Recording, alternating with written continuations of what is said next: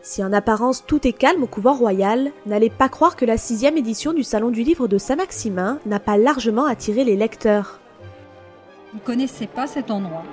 Et je trouve ce lieu fabuleux. Je trouve que c'est un endroit qui porte les mots, qui porte les cris. Et ça doit être une grâce en tant qu'auteur d'être ici. J'espère que je serai là l'année prochaine avec plaisir. Ils étaient une fois de plus très nombreux et pour cause. Sur ce salon, le contact avec les auteurs est privilégié.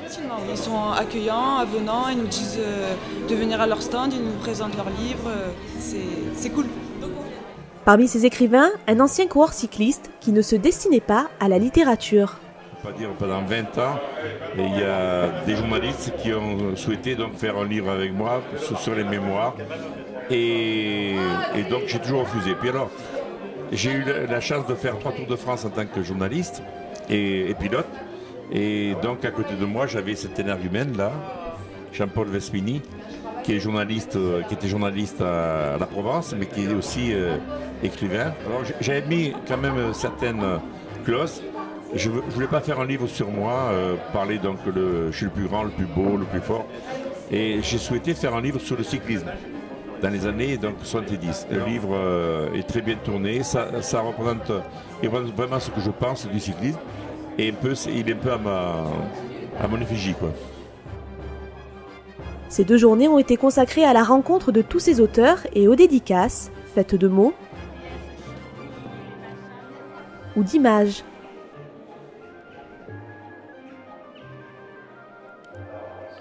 Mais sur ce salon, ce sont aussi des conférences tenues par les auteurs pour approfondir leurs romans. C'est la tuerie du bar du téléphone.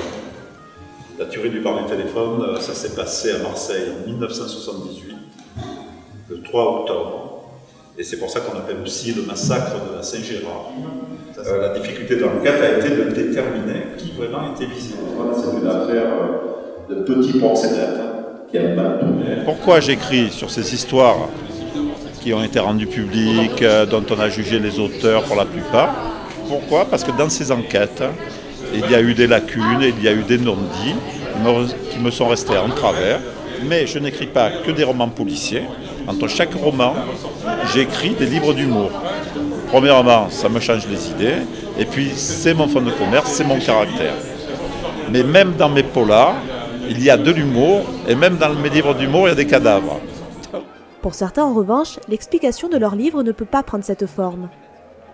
En plus, ce n'est pas une conférence, parce que les conférences, c'est très sérieux, c'est très comme il faut. Moi, c'est des papoteries potagères, à la limite des parlottes.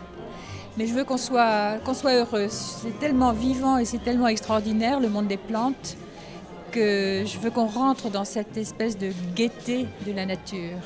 L'olivier, ah oui, ça c'est un arbre magnifique. Adam, il est mort à 930 ans. Et à 930 ans, évidemment, dans les temps de beaucoup de bêtises. Alors il a fait venir son fils, Seth, et il lui a dit essaye d'aller voir au paradis comment ça va se passer pour moi, je suis inquiet. Alors Seth est monté au paradis, et il a vu le chérubin qui gardait la porte. Et le chérubin, bien écouté, lui dit quand même Adam a fait un beau travail, mais il faut quand même... Pour d'autres, la conférence devient une discussion. Et peut-être que Barack Obama semble assouplir un peu sa position vis-à-vis de Cuba. Est-ce que vous êtes optimiste sur la suite ou est-ce que vous pensez que ce régime va être appréhendé? Ah non, Barack Obama, il s'est fait plaisir. Il s'est fait plaisir, il a voulu marquer dans son agenda quelque chose que personne n'avait fait en 60 ans, et même plus. Je dirais qu'en 80 ans, parce que depuis 1928, aucun président nord-américain avait mis le pied à Cuba. Donc il s'est fait plaisir. Il s'est fait plaisir, il est allé à Cuba pour qu'on parle un peu de lui, plus de ce qu'on parle déjà, de la même façon que Hollande est allé. Une discussion non sans lien avec le dernier titre de l'auteur. Mon dernier titre s'appelle En fugue, en espagnol fuga, ça veut dire fuite. Et ça donne la notion de s'échapper. Et il parle beaucoup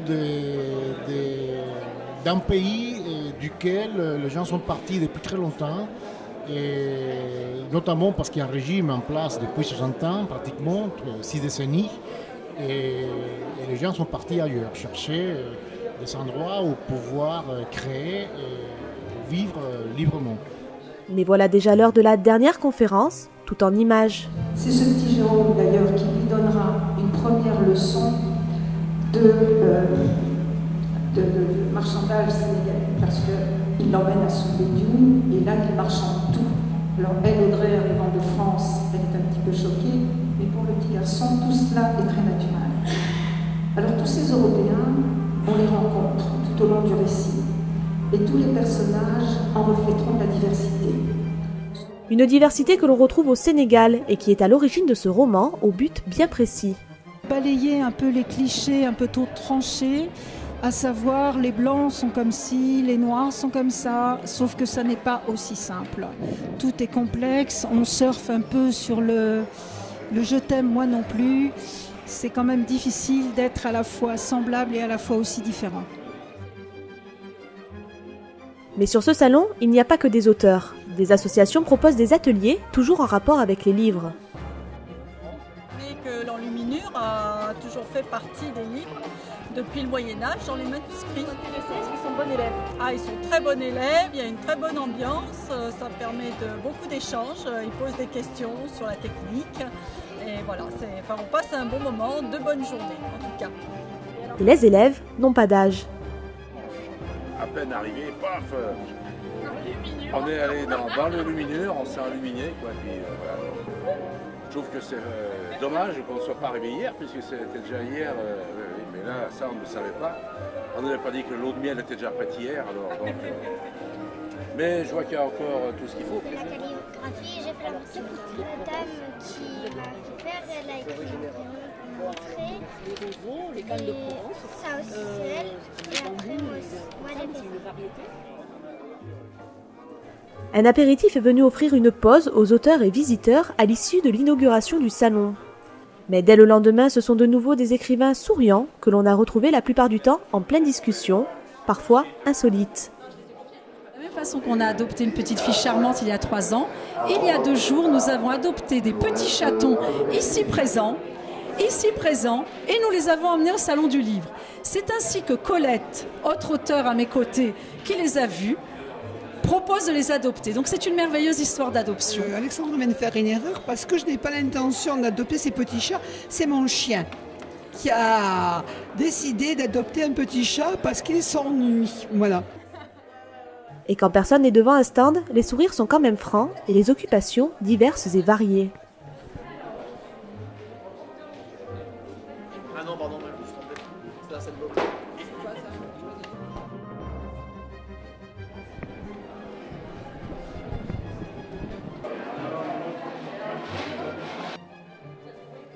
Mais ce salon du livre n'existerait pas sans un grand travail de préparation en amont, pour lequel des merci s'imposent.